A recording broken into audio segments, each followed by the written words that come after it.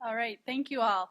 I want to welcome you to joining us here at DOE's first National Cleanup Workshop. I'd like to thank the Energy Communities Alliance and the Energy Facilities Contractors Group, as well as the Nuclear Energy Institute, for partnering with DOE to bring together leaders from the federal government, state and local governments, and industry to talk about the issues that matter to the cleanup program. The environmental management program has had tremendous success throughout the years thanks to the efforts of our highly skilled contractor and federal workforce, our sustained support from Congress, the continued meaningful oversight that we receive both from DOE as well as from our federal and state regulators and oversight bodies, our continued cooperation with tribal nations associated with our sites, and of course our highly informed stakeholder groups. The attendance of all of you here today, as well as those who are participating via webcast, just highlights the continued interest in the EM program, and I'd like to personally thank you all for your individual contribution to the success of the cleanup mission.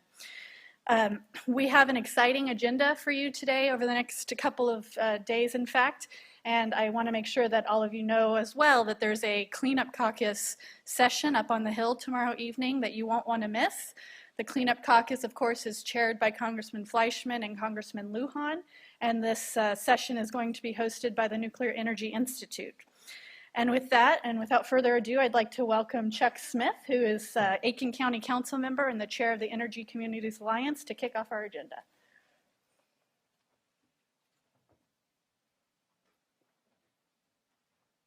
Well, good morning. Again, my name is Chuck Smith. I'm the chair of ECA. I want to welcome everybody here this morning. I want to thank you for gathering today so that we can discuss these important issues on the Department of Energy National Cleanup Workshop, the first of its kind.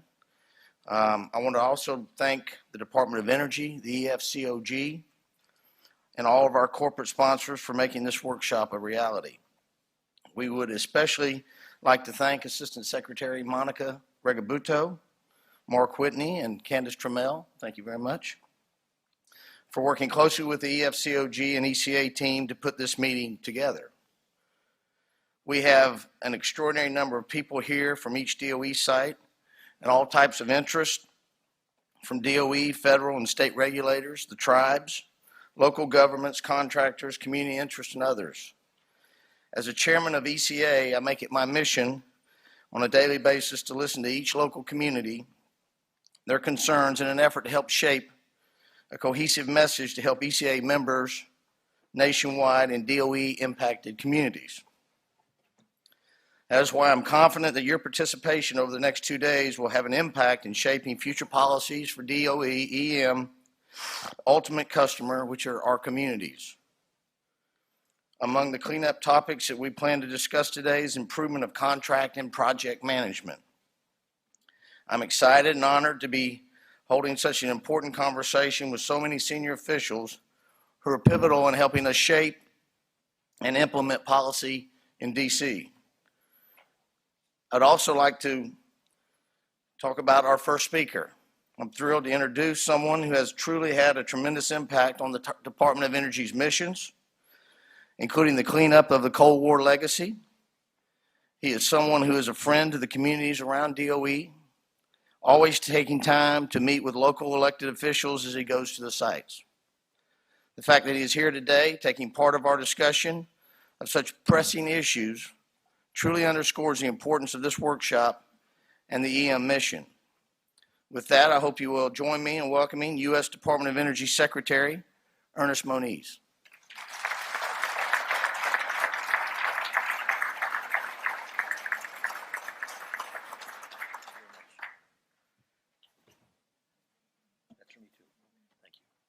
Okay, well, thank you very much, and good morning to all of you. I want to thank the Energy Communities Alliance for hosting this workshop with the Department of Energy and the contractors group. You've convened, I think, a very impressive set of stakeholders from the department, from Congress, from the communities, some key regulators, contractors, to discuss the progress and future of the cleanup. And I just want to say that, we all need to work together, hang together, because, frankly, it's not always easy to get support beyond those who are directly affected by the cleanup mission. So I think this cooperation really is critical to our mission. Also want to say that I'm very pleased, obviously, that after a several-year hiatus, we do have our confirmed Assistant Secretary, Monica Regalbudo. I want to say that actually I've known and worked with Monica for just about a decade, actually, from when she was a leader in the fuel cycle part of the MIT study on future of waste management and the fuel cycle. So really looking forward to this collaboration.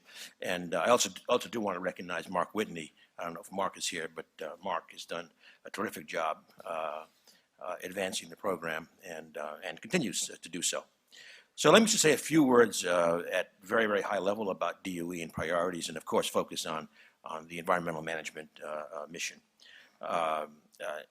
Clearly, you all know about the broad and diverse portfolio across our mission areas of energy and science, nuclear security, and environmental management.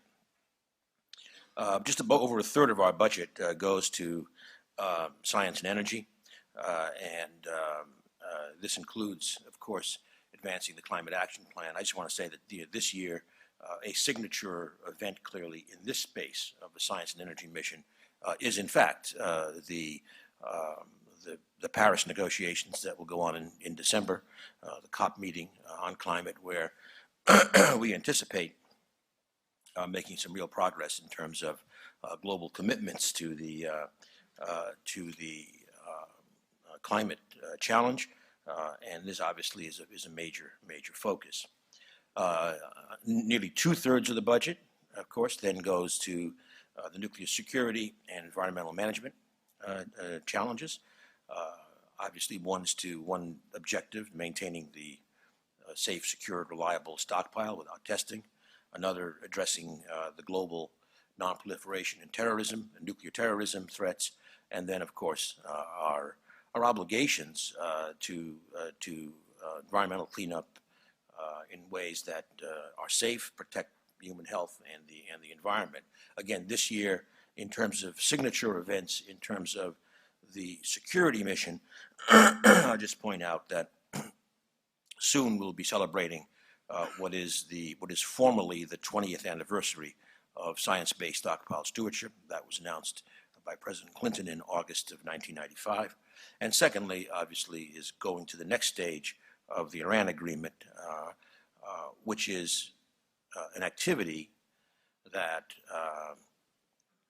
was not recognized very broadly, the role of the Department of Energy and our laboratories and our sites in terms of critically underpinning the negotiation from its inception.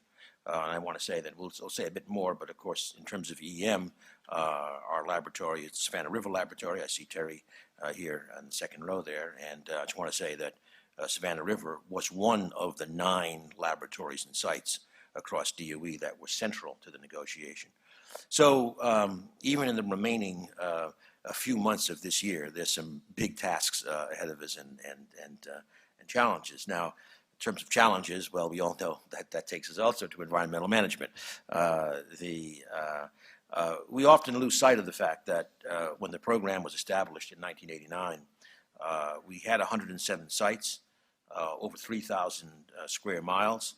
That's now down to 16 sites and less than 300 square miles, so it's a 90% footprint reduction. But obviously, we all know it's no accident the ones that are left are, let's say, a little bit difficult and really often one says first-of-a-kind projects, but in reality, what we should really say is one-of-a-kind projects. These are challenging, but this is what we have in front of us, and we will have important milestones to meet, not for the next 4 months or the next 4 years, but frankly, the next 40 years is more the kind of horizon that we have to look at. But we're making progress. Again, in the last year, we completed demolition of of K31 at Oak Ridge. And I might say, at a personal level, well, many of you know, I was involved in the Iran negotiations. We finally got some time off in August, and the book that I read in August was The Girls of Atomic City. And if anyone has not read that, I really recommend it. It is just a fabulous book, and it captures, in one case at least, what it means to have a community built and dedicated to our mission. And it just reinforces the dedication and the loyalty, frankly, that we try to display as best we can to those communities. I personally am interested in trying to get the analogous stories from other parts of the complex. How did we build this capacity, often in an incredibly short time, and attracting the people? So again, I got to say, it's a book by Denise Kiernan, and it was just a terrific read. Anyway, so as of last week, we completed operational closure of our 7th underground waste tank at Savannah River, with 5 of those tanks having been completed since 2012. Looking at the year ahead, we see several more milestones, at least potentially within reach. We aim to bring the PFP, the plutonium finishing plant, at Hanford, once the highest risk facility at Hanford, down to slab on grade by the end of FY16. We'll continue construction, prepare for commissioning of the salt waste processing facility at Savannah River, which is on schedule to complete construction by the end of next year. We're working to complete in 2016 the demolition of K27 at Oak Ridge, the last of the former enrichment processing buildings at the ETTP. And we're working towards starting hot operations at the integrated waste treatment unit at Idaho, so that we can proceed to close all the tanks there. And of course, speaking of one of a kind, we are continuing to work at Hanford's waste treatment plant.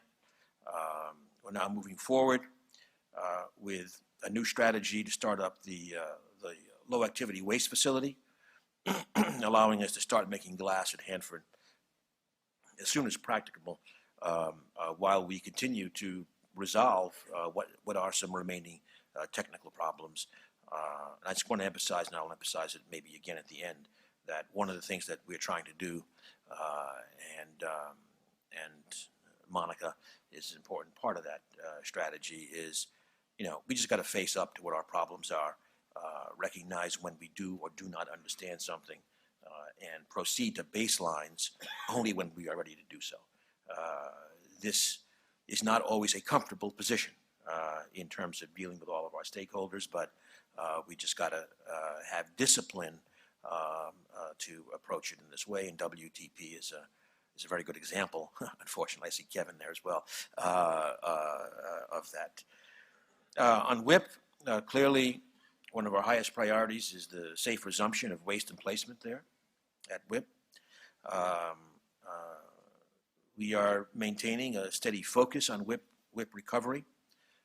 This has been a terribly costly situation to all of us across the complex because of the ripple effects of WIP's closure.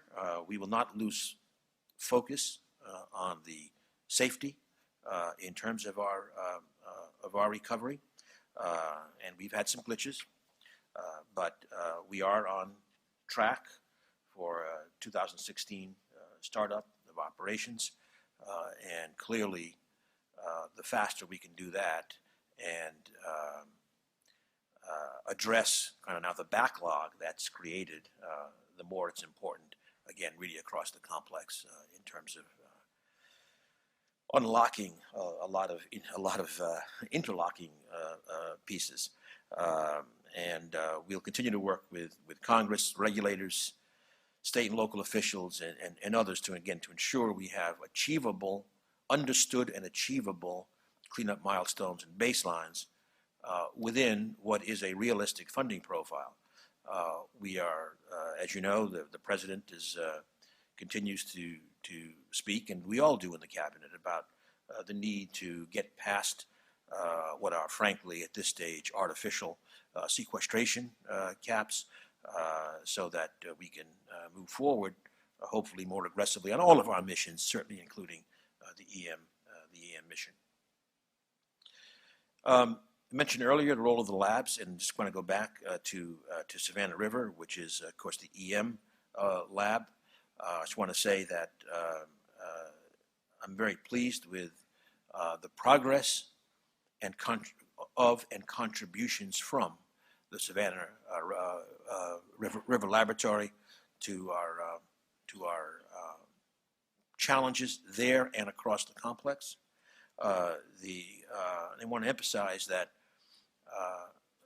just as our science and energy and nuclear security missions are grounded in science and technology, so is addressing the challenges in EM. And Savannah River has developed a number of new and innovative approaches to help us perform the cleanup mission more efficiently and cost effectively. And again, I want to emphasize at several sites, not just Savannah River. For example, the lab has improved methods to remediate groundwater contamination and created a new generation solvent to remove cesium, for example, from liquid wastes. So we estimate that SRNL contributions have resulted in life cycle savings to the environmental management program of well over $10 billion. It's a lot of money. And frankly, given the horizon of decades before we finish, in fact, my CAB, Secretary of Energy Advisory Board, did a study recently looking at the technology issues for the environmental cleanup and suggested that a very substantial increase in the technology budget for Savannah River would be an important one for cost reduction, for effectiveness and efficiency of the cleanup mission. To be honest, so we are pushing in that direction. To be honest, their rather robust recommendation is shall we say, a stretch goal, one to be viewed itself with a long time horizon, but we have and will continue at least to try to take steps in that direction, because we believe that technology investment is one that is very important in a program that is still looking at 200 billion-ish costs to complete our mission. Say a few words about project management. Over the years, obviously, the department's been challenged many times in this domain. Part of that is what I alluded to earlier. Frankly, sometimes wishful, often very premature baselining of projects when they were not really understood in many ways. So when as many of you know, this is my second time around the track at DOE, so I was not unfamiliar with these challenges, and certainly when I returned in this role in 2013, really revamping our approach to project management was very important. And again, I think we made some real progress. In no case am I saying that we have finished the job, but I think we've made some real progress. One indicator is that the GAO's high-risk list has shrunken its footprint in terms of DOE projects, with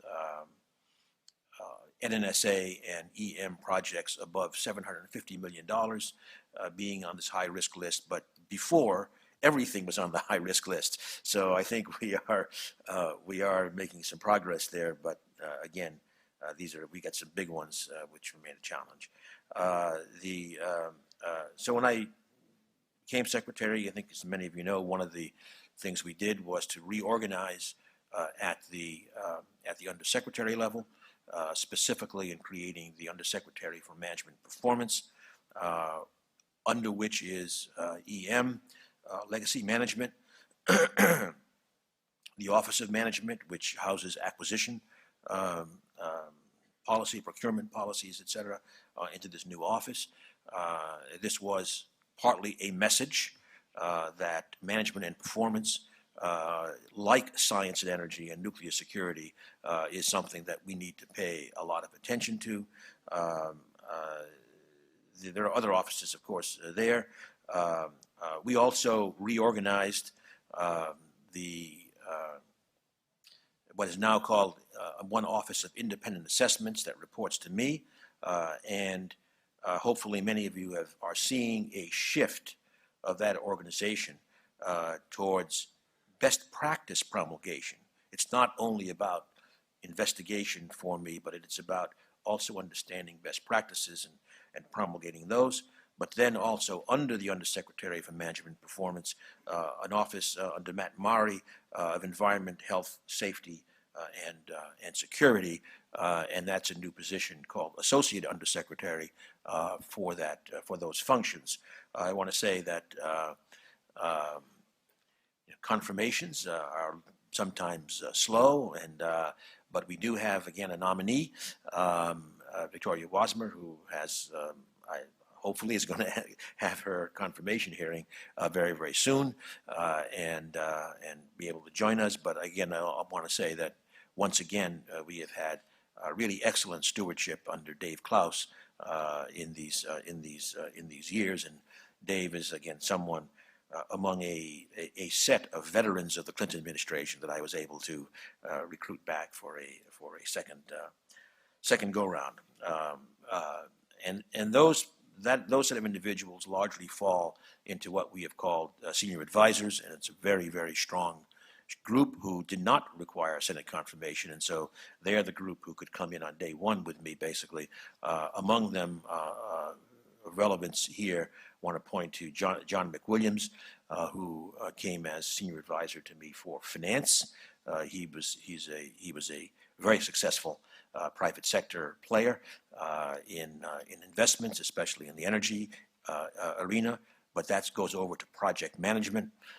And as many of you know, he's been very active in our revision of our project management systems and in looking at some of the very high-profile projects. So John, we recently named as Associate Deputy Secretary, and among those key functions is pushing through these project management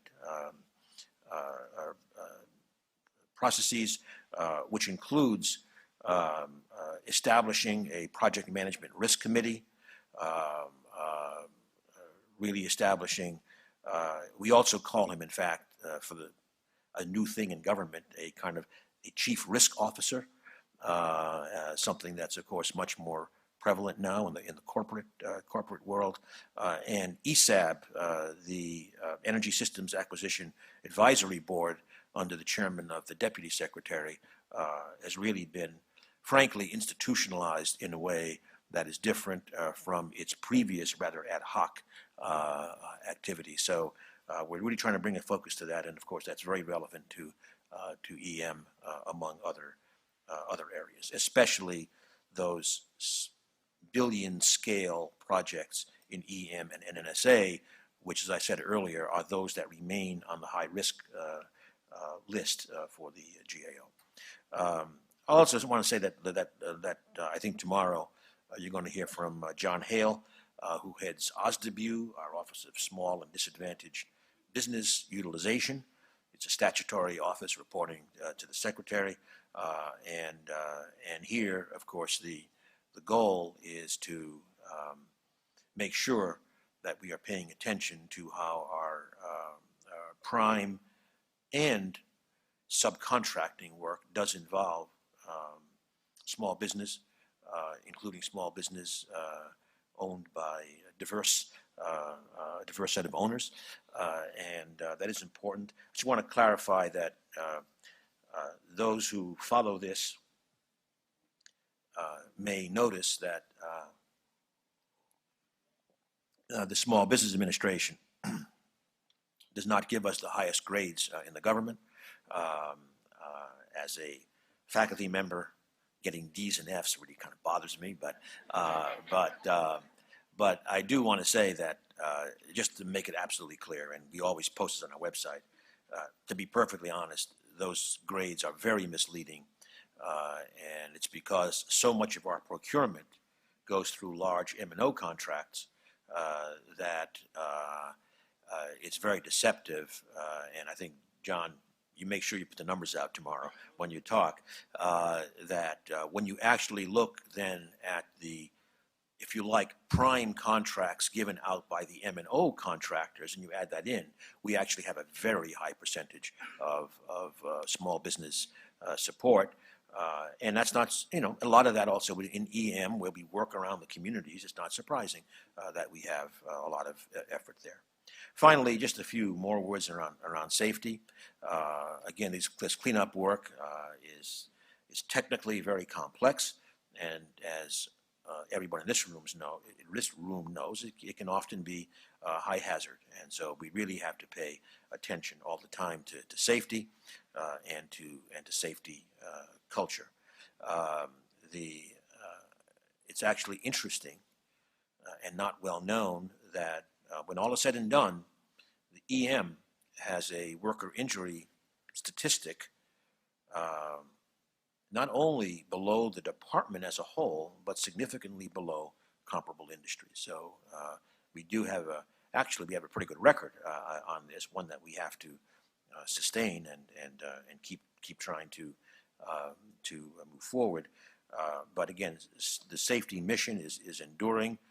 Our workers need to feel safe, and we need to listen to them in terms of kind of the on-the-ground suggestions in terms of what we need to do to address hazards and to continue to improve our safety culture. I was pleased that a recent assessment by our Office of Independent Assessment did note improvements in things like safety culture at Hanford, for example, but we still have a ways to go. And again, I think that is really critically important. And I want, again, all of our employees, federal contractors, to raise concerns when they have them, and for us to listen when those are raised. So we have a lot of work still to do going forward. I know as far as people in my position, this is a relay race that will involve many generations of secretaries to get to the end. There was a story told back in the 70s that I really liked in a very different context. It was about high energy physics, and it was the 1970s when perceptive people could see how the size of projects and of teams had a inevitable trajectory that was growing and growing and growing.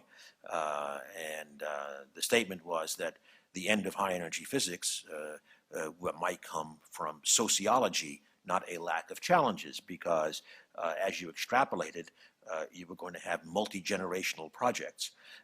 But then the counter argument was that our species had shown the ability to do that, because things like Gothic cathedrals were built over many, many generations with a clear objective in mind.